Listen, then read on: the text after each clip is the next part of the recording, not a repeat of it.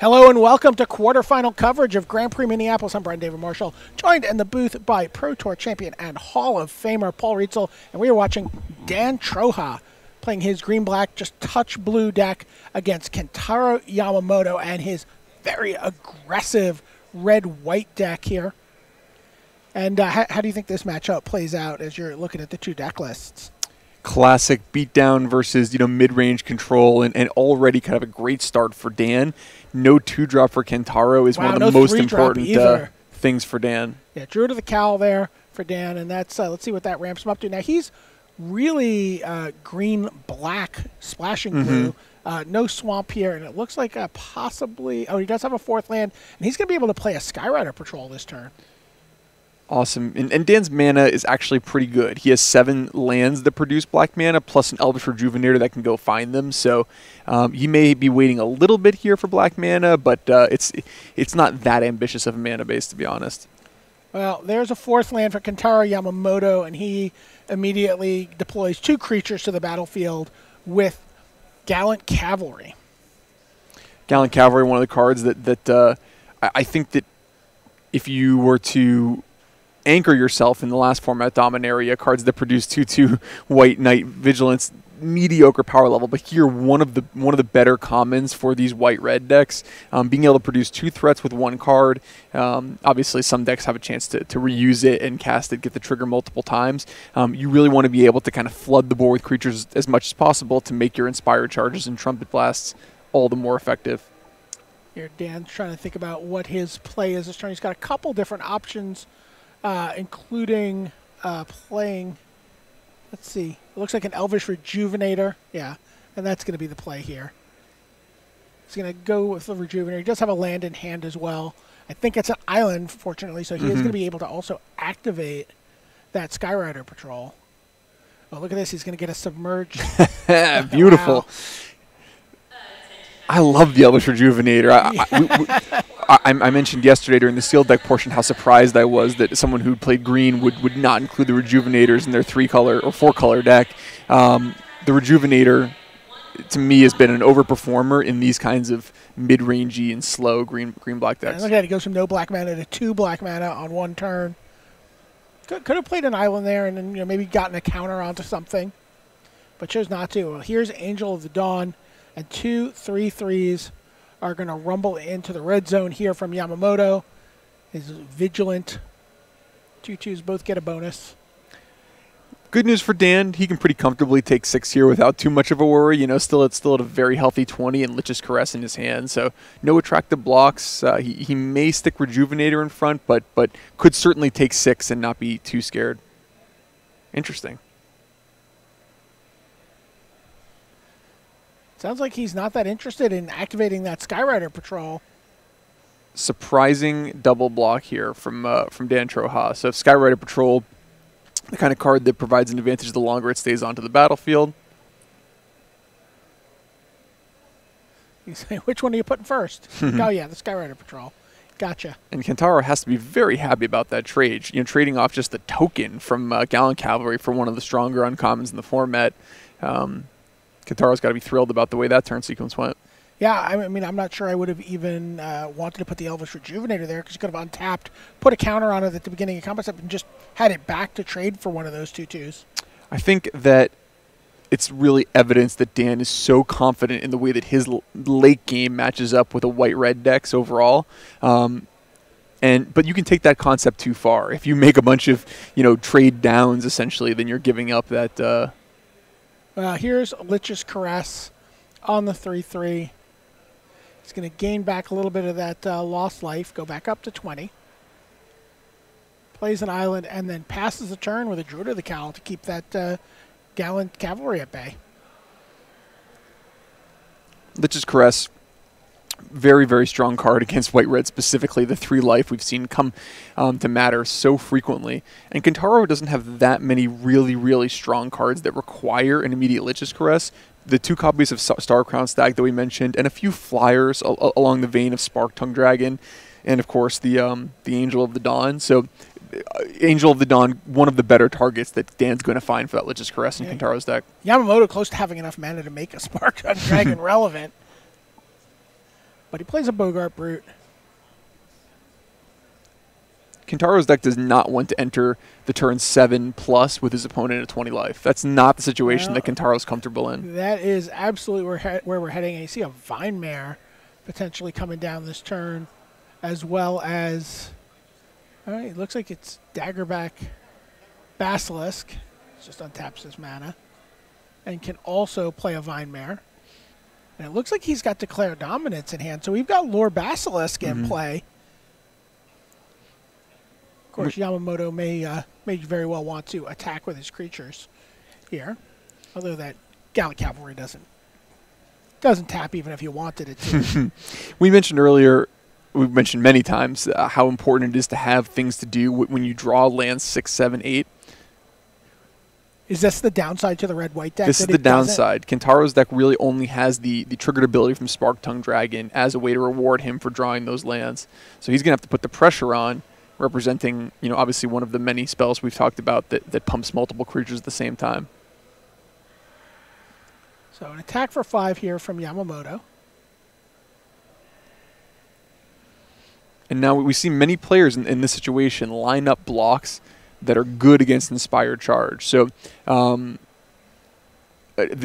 block that kind of stands out to me initially would be to put the Rejuvenator and the Basilisk in front of the Boggart Brute, and then the Vine Mare in front of the Gallant Cavalry, forcing Kintaro to both have something and still killing both of Kintaro's creatures, even if he did have something like Inspired Charge. Unless it's Make a Stand. Make a Stand would be tough. In which case, it's kind of a blowout. Make a Stand would be tough. And playing around uncommons is sort of an advanced maneuver. So that would certainly open Dan to getting blown out there. So in that case, maybe you don't put the Vine Mare into combat.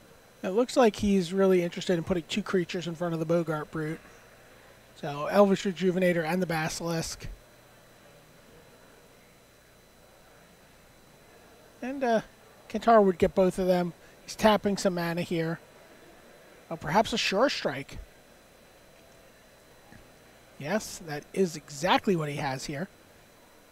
So +3 first strike. He's going to kill both of Dan's creatures.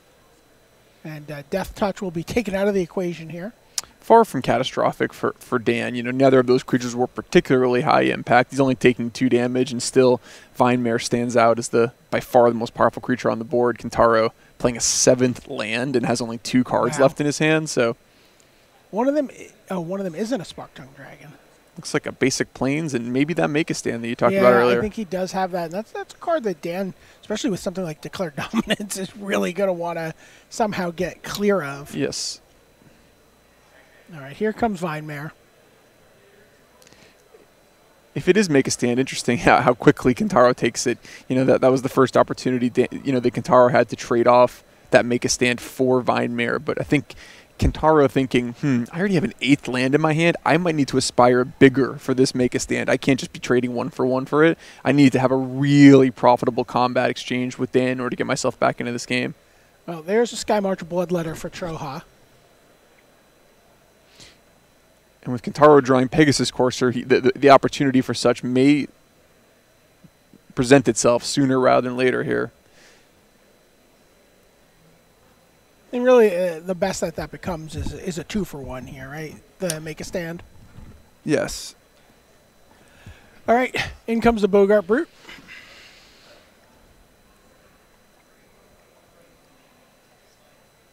Interesting attack. Dan has... Interesting. Another intuitive block would be to put the Druid of the Cal in front of the cavalry, the Gallant Cavalry, but Dan is willing to put his Bloodletter into action. Yeah, he's very invested in this Vine Mare. And I think, again, we see the playing out of a concept we've mentioned over and over again, which is that Dan trusts his deck to provide him a higher quality of draws in the late game. So he is totally fine, trading his one evasive threat at this point for Kintaro's Boggart Brute, because he thinks that if we just keep each drawing cards, mine are going to be a much higher quality. And again, we mentioned earlier a second copy of Skyrider Patrol, Poison Tip Archer, Prodigious Growth. I mean, Gasbark Twins. He has so many high-quality cards. It is, let's see what he drew here. It is Declare Dominance. So that's going to become an 8-6. And even with Make a Stand, Yes. even with Make a Stand, yeah, he knows, Dan. 8-6 is the perfect sizing here. So now Kintaro's going to have to use this Make a Stand Just to save his creature. basically to fog. Yeah. Yes. Just as a temporary root snare. And that's not the situation that Kintaro wanted for his Make a Stand. He, as I mentioned, he aspired bigger, and his deck is going to need to be very, very friendly to him over these next few turns. So here you see Dan ordering blockers. There's Make a Stand, but again, it doesn't deal with 6 points of toughness. He gets to 5 here in terms of his power total. So the Vine Mare is going to live, and then there's the Daggerback Basilisk.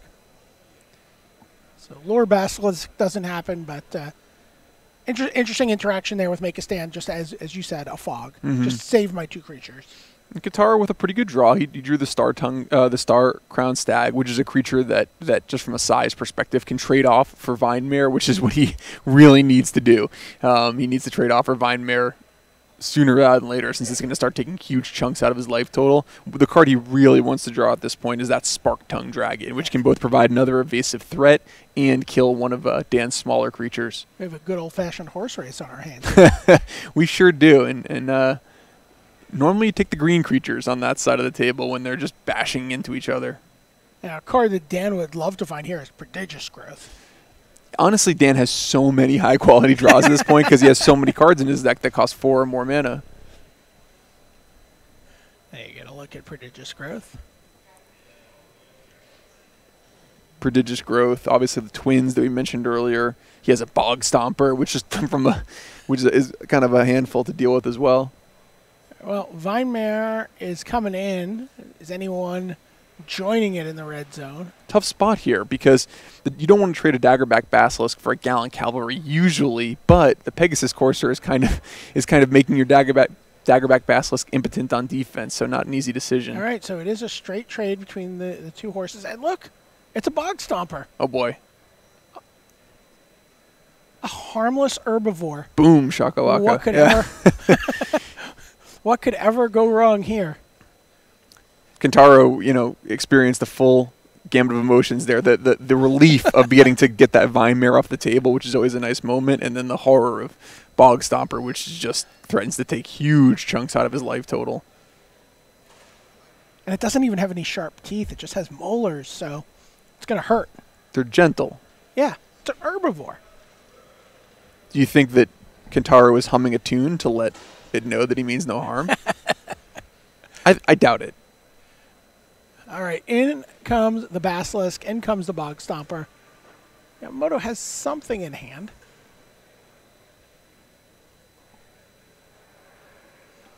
It's like, not like this. Not the Bog Stomper. Kintaro, importantly, does not have access to something like Luminous Bonds. So, how about a Take Vengeance? Nothing like Take Vengeance. So that Bog Stomper is going to be a problem. All right, so right now it's a race of 1v7. Curious that the Druid of the Cowl stayed home.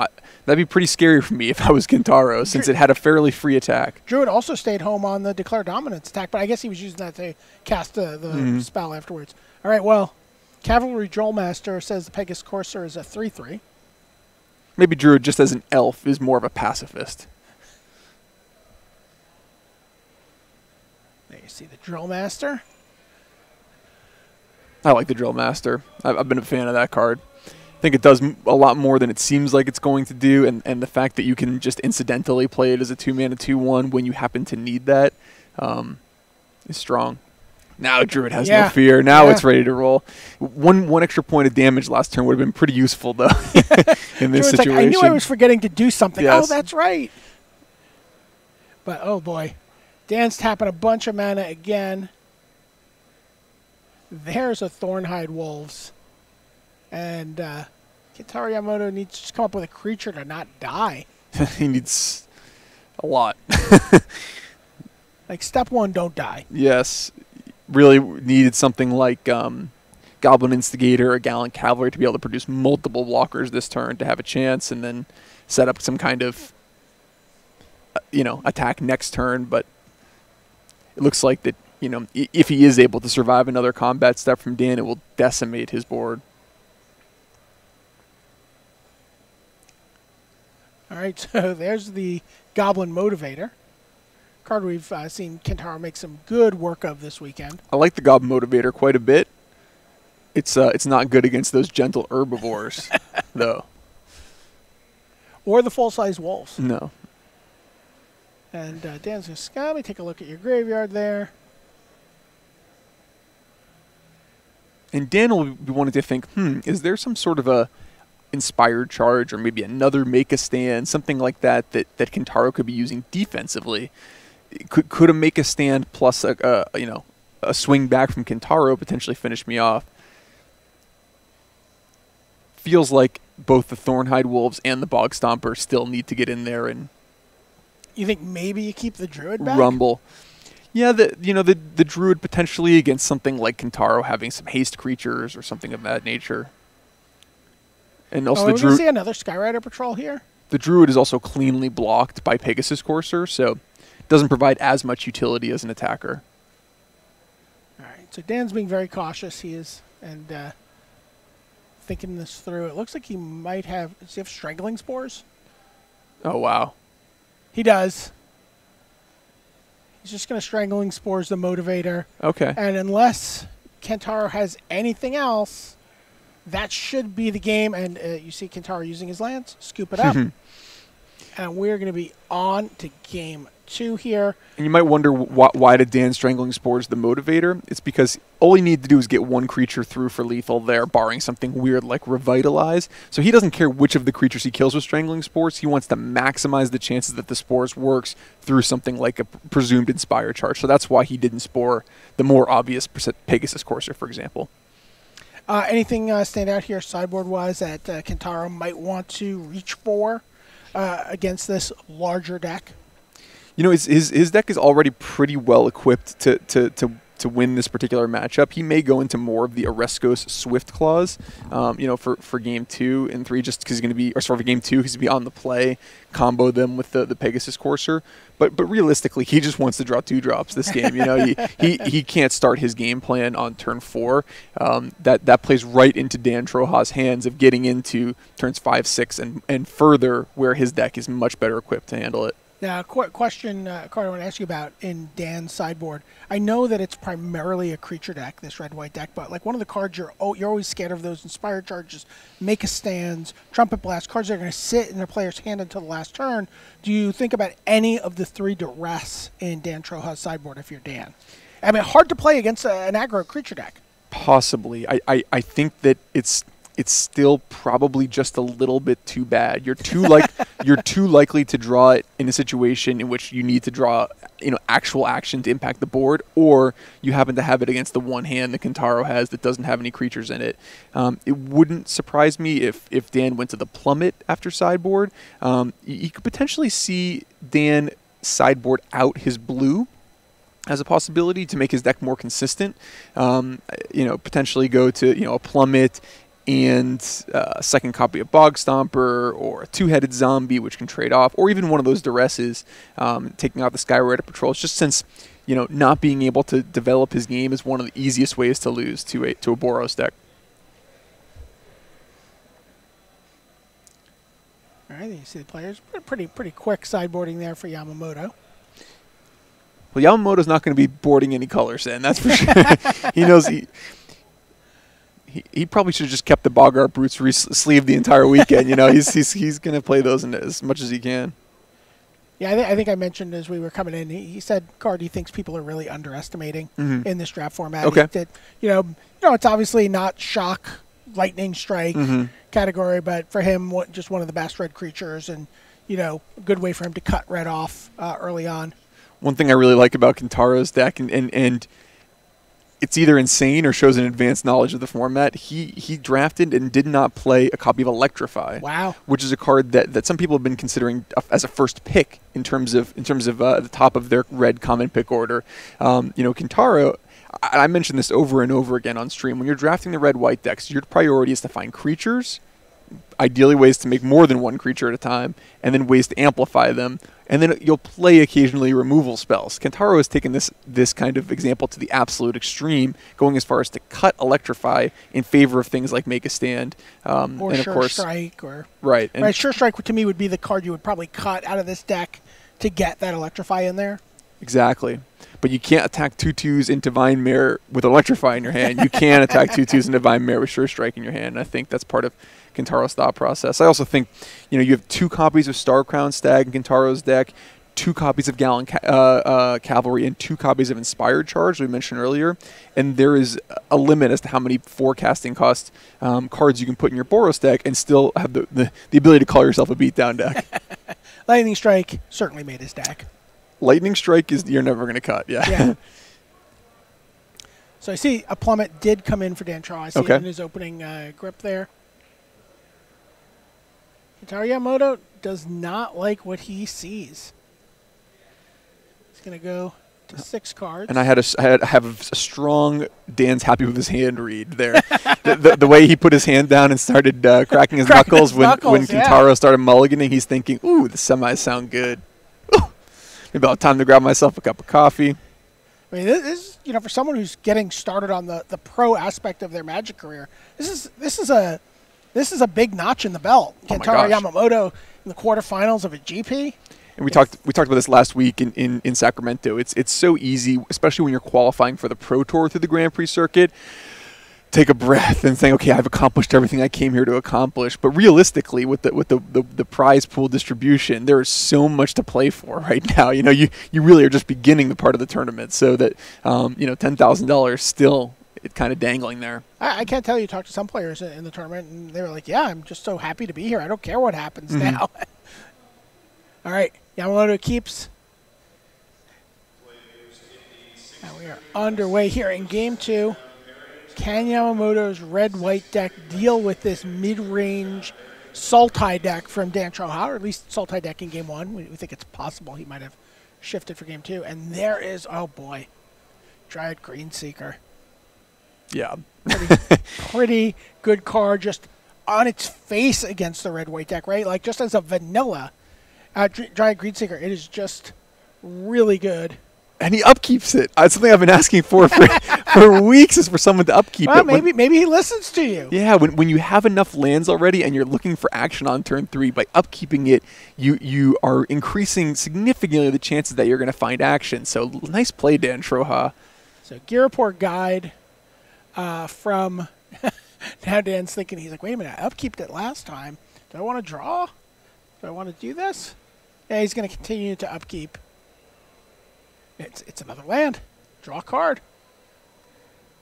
He's up 2 cards on his Dryad Greenseeker here. And he wanted to think there, is Dryad Greenseeker something that I may potentially be putting into combat on Kentaro's turn as part of a double block? And his estimation was, no, it's better for me to try to get through here. I'll just put my Gearport Guide into combat. Look at this. He's just like so many cards in hand. But Kentaro gets done tap with a Star Crown Stag in play, has access to another copy in his hand, and for him, when your Star Crown Stags don't get removed from the battlefield, that's living life well for a Boros player. So he's got a shot. Yeah, he's going to resolve Star Crown Stag number 2 this turn. Oh no, he's going to go with Angel of Dawn instead. Interesting. He's going to get in for 4 with the Star Crown Stag. That's I would consider that non-standard sequencing. Traditionally, you play your card like Angel of Dawn after you've already developed your board entirely, right? To be able to trigger it on the most number of creatures. Kentaro wants to get the flyer out now. And this is going to turn on the Plummet in Dan's hand here. It's going to work out pretty poorly, yeah. It's going to turn on the Plummet. And if you're Dan, you're on the draw, so you're up a card there. Your opponent's mulligans, you're up a card there. And your Dryad Greenseeker has already found you 2 extra cards over the course of the game. So Dan Troha, is any 1-for-1 exchanges that he can do during the course of the game benefit him much more than they do Kentaro. I think we might see him get an opportunity to declare dominance over that Star Crown Stag. Yeah, and again, if he can trade 1-for-1, one card in his hand for Star Crown Stag, it almost doesn't matter what that card is. He's happy to do it at this point. Instead, he's going to play the Thornhide Wolves and pass the turn. And then really what he wants to do is encourage Kentaro Yamamoto to keep the Star Crown Stag back, play another creature, and then maybe get 2 creatures with the Thornhide Wolves and declare dominance. Kentaro doesn't have anything like Lathless, Dragon Queen, or Banefire, a Johnny, the Adversary of Tyrants, any of those types of cards that Dan's really going to be scared of. So late games, mid games, they benefit Dan dramatically. And so every turn that goes by with nothing really happening is a huge event. Okay, so this, I think you've drawn that this one. This may Dan. be too late. Yeah, interesting. Oh, okay. Yeah. Certainly fair play there from Dan. He certainly had no idea what the card was, but you're going to want to be careful, obviously, to be explicit about where you are on your turn sequence when you activate the Dryad's Greenseeker. This is a very competitive tournament. All right, this is going to be declare dominance. Brutal. Gets in with both his creatures. 2 stags have to get in the way of the 7/8 Thornhide Wolves. And what a great play for Dan Troja there. Just a huge turn. He kept his Gear Report guide back so he could keep the second stag back.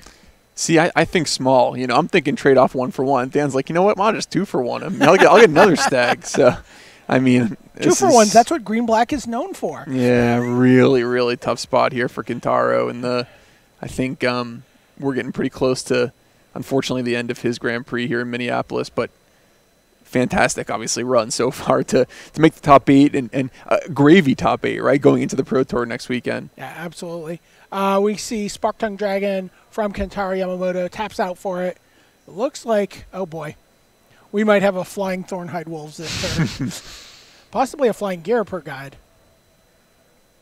Does he have enough blue? He might be one. He has an island in hand too. Yeah, and he just drew, yeah. Oh boy. The Skyrider Patrol. It seemed to have no interest in activating the Skyrider Patrol in game 1, right? Could have played that game very differently, but just traded it when he could.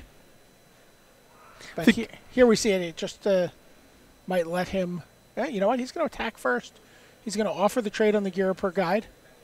Dan's done a nice job identifying role assignment in this particular matchup, I think, and now at this point he wants to turn the screws and get this game over with. You see in a Johnny's Last Stand languishing in Kentaro Yamamoto's hand. Praying for that duress.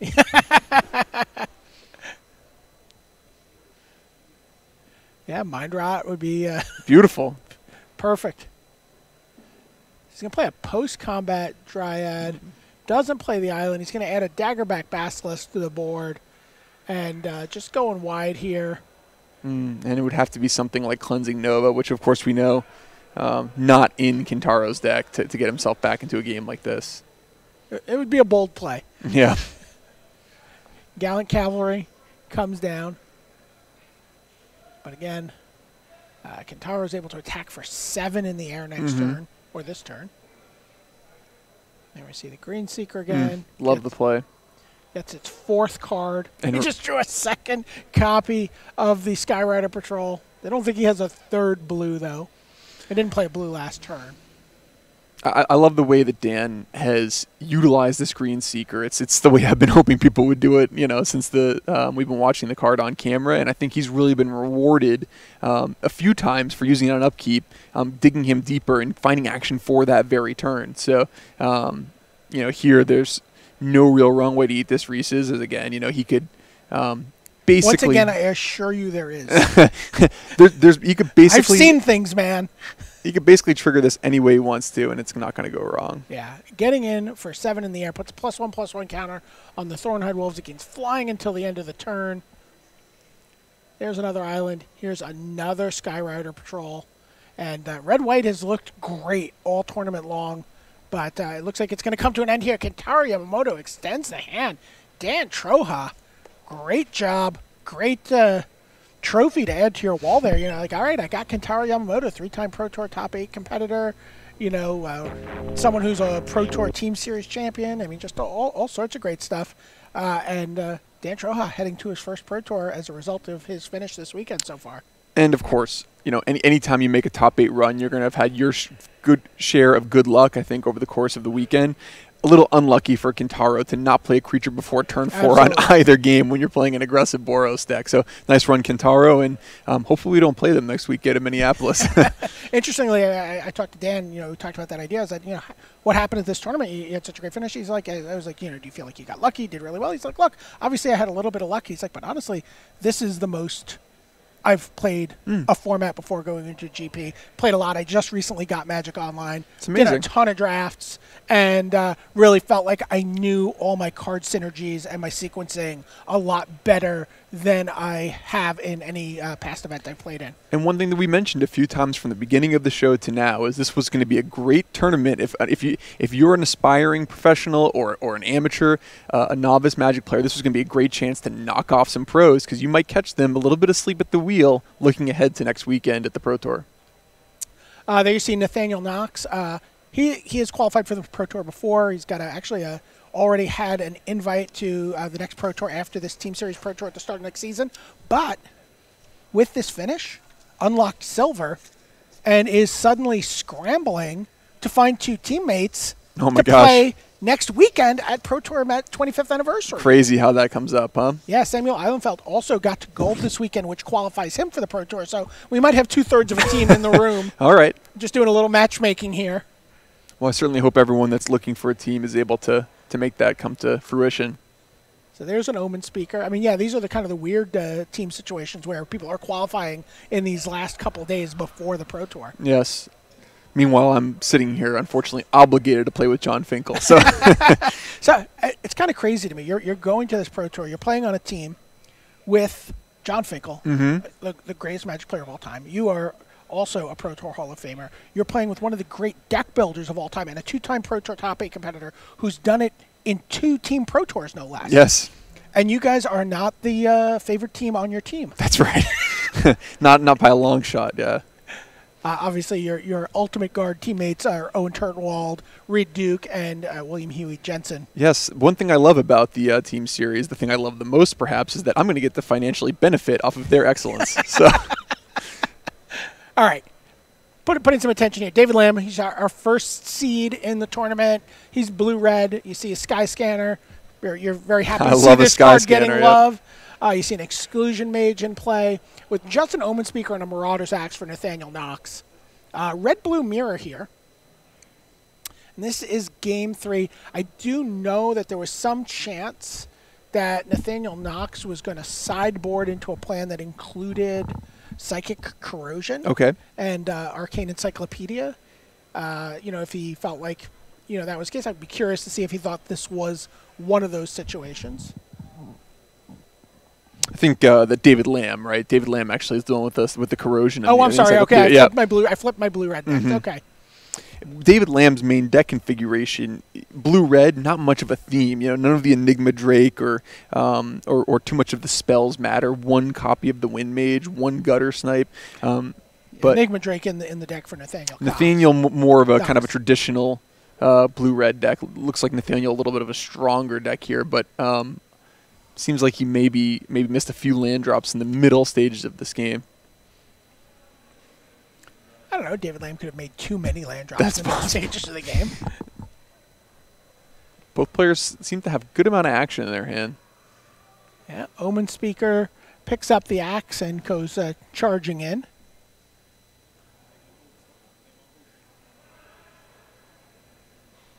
Could be a double block here from David Lamb if he wants to deal with it. But he's just going to put the Exclusion Mage in the way. Curious what he has to finish off the Omen Speaker, if anything. That he would be, he looks like he's got a shock.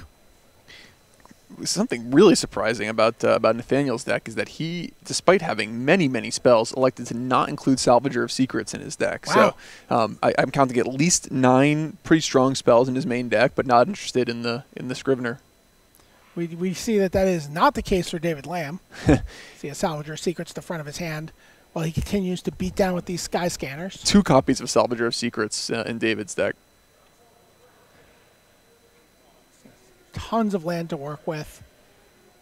And this is the beauty of Sky Scanner. It draws you into land or spells, and then you get to play in sort of a draw-go control game. Your opponent hates to use a removal spell on a Sky Scanner, you know.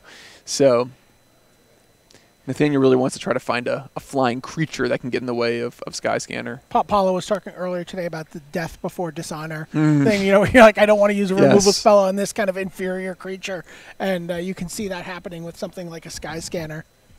Yes, don't cast the removal spell. Just keep it to yourself. Take the damage on the chin, and then at least you have a good bad beat story. And these 2 lousy Sky Scanners. These Sky Scanners keep me down. Is garbage.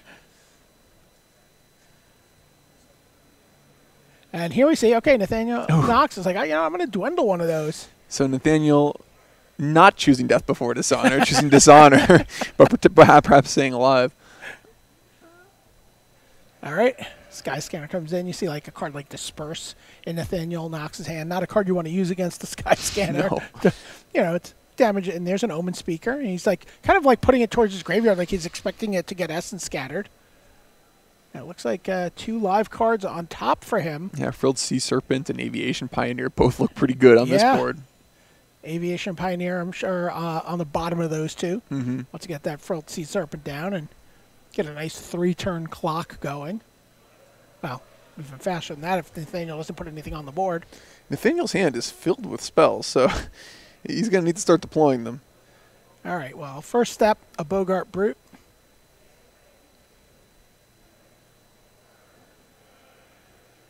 Oh, and there's a Gin of Wishes, but that's going to get Essence Scattered by David Lamb, and that's maybe what Knox was doing. Again, this is Game 3. They've seen a lot of each other's decks. Probably trying to bait out that Essence Scatter with the Bogart Brute, or see if the coast was clear. Great discipline by David, realizing that Bogart Brute not as too big of a threat that his Sky Scanner and Omen Speaker can line up and trade off the Bogart Brute, so saving the Essence Scatter for a better moment. He's like, oh, were you worried about that Essence Scatter? I'm going to grow it back here with Salvager of Secrets.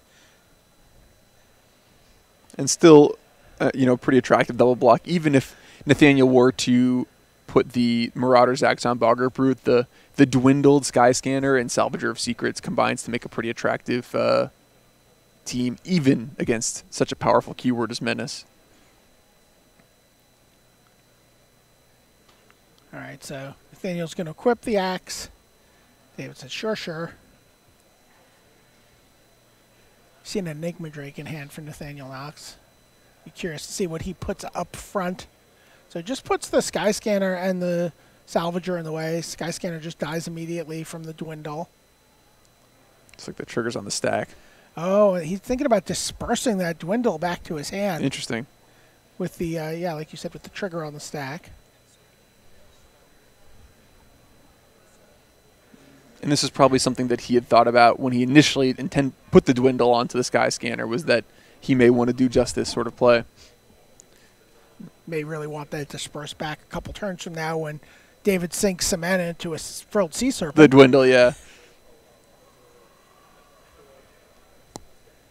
And Bogart Brute will trade with the Salvager. And then there's still the matter of that Essence Scatter to get clear of in hand for David Lamb. So does Nathaniel have an enticing enough creature that he can put out there that will draw that counterspell, or does he just put the Enigma Drake down and hope to draw it out? Yeah. It's always interesting when both players know that one player has a counterspell. Is that the bait spell or is that the real spell? All right, now we're going to see Frilled Sea Serpent and Aviation Pioneer possibly. He's going to start with the Pioneer. Attack for 2. Nathaniel's down to 9. Oh, David Lamb content to not sink any mana into that Sea Serpent. Is that not... Is there maybe a switcheroo or something that he's worried about? Possibly. Or maybe I missaw it. Maybe it wasn't Frilled Sea Serpent. Okay. Well, Nathaniel has a Frilled Sea Serpent. Interesting. Curious to see how this race plays out. He has enough mana, by the way, to equip it and just go in two attacks here to take David Lamb down. Yes, it's only 6, right? So it'd be I think you still would need 3 attacks, right? Oh, yeah, you're right. I'm sorry. I see. So perhaps he's not playing David didn't play the Frilled Sea Serpent because he wants Nathaniel to spend Dwindle on a less relevant creature. So that could be what he's thinking. He wants him to have to blow a Dwindle on a Thopter token or something like that, and then you drop the Frilled Sea Serpent on him. That's the thought process there.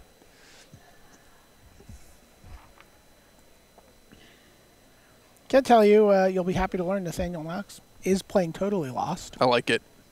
Card we've talked about a little bit this weekend. I love it.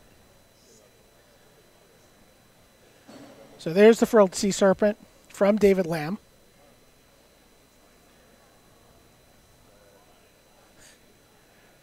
Very careful draw of the card there. No miracle, yep. Can't dwindle it fast enough. Now he's thinking, is that a copy of Totally Lost in my hand as well? Is this the kind of thing I would rather spend Totally Lost on and then dwindle it to force David to not to draw something like, I don't know, Divination or something like that. They could draw into multiple relevant things. David also playing a copy of Totally Lost in his deck. So these are 2 players after my own heart. I can see why they made top 8. So Frilled Sea Serpent is going to attack as a 6/6. And David doing some quick combat math. Nathaniel allowing David to block this turn, not activating the Frilled Sea Serpent. And David is thinking, is it better for me to just put this Aviation Pioneer in front of Frilled Sea Serpent while I have a chance, basically while it's blockable, or should I try to use my 4 power of creatures that are not about to be dwindled to threaten to kill Nathaniel in 2 turns? So these are the types of tough decisions. I generally lean towards blocking in this spot because, again, we know that Nathaniel has some things in his hand. Otherwise, he would have activated his Frilled Sea Serpent. But no block there from David Lamb. Just says, sure. David's going to risk it. I mean, if you're not going to make me tap all my mana. Right. And so now, one of the problems here is that none of the creatures except for Frilled Sea Serpent is a particularly attractive Totally Lost target for Nathaniel. Open Speaker would be okay to Totally Lost, but realistically... he's going to dwindle the Sea Serpent. I mean, honestly, I kind of like Totally Losting the Thopter token. Could be. You do want to gain the advantage of shutting off David's next draw step as well, so I think he's going to have to cast it here. All right, well, he is going to cast it. Omen Speaker's the play. Okay, and good sequencing there by Nathaniel. You know, it's now a situation where if David hasn't drawn the card right now, 2 attacks from that Frilled Sea Serpent could put Nathaniel through to the... Wow. To the... So he doesn't have anything right now. Yes. We know he's drawing an Omen Speaker. And so... he's just going to make it unblockable. Doesn't want to get... have to interact with that dwindled How close Sea is this? Serpent. Wow, this is like going to be by a hair. He's like, okay, go ahead. Oh, you see the fiery finish. So Totally Lost, preventing him from getting the fiery finish by 1 turn. It's preventing him from dying by 1 life. I mean, honestly, Totally Lost might be a mythic. That's your mythic. There you go. All right, well, David Lamb's at 2. Knox is at 1. What can he do but sink 7 men in? And there's the hand from David Lamb. Nathaniel Knox. Totally won. Totally won. Great job. And he's going to fill out our quarterfinal bracket here. There you see the guys just talking as they wrap up. And, wow, feeling pretty good here. I love the way that that David's reacting to that. It's such a close game. Came down to just 1 life, and you're in the quarterfinals of the Grand Prix. He's not slamming his cards. He chuckled. He shook his opponent's hand. Great sport. Great run, David Lamb, and welcome back to the Pro Tour. Spoilers, David Lamb was the guy who said, I'm just super excited well, to be here. Look, I was the same way. My first Grand Prix top 8, I was out so fast in the quarterfinals, I think I made my flight home. So, there's no shame in that, and hopefully he'll be back. And that set a trend, making your flight home on a Sunday. Yes. Set the trend for you moving forward. One of my best skills. So there you get a look at that top 4, Choha, Knox, Lanto, and Chi Cheng Ya. And we'll be coming back in a little bit with Maria Bartholdi and Paulo Vitor Damarosa to bring you all the semifinal action. Don't go anywhere. We got a couple brief messages, and then the semifinals of Grand Prix Minneapolis coming right up.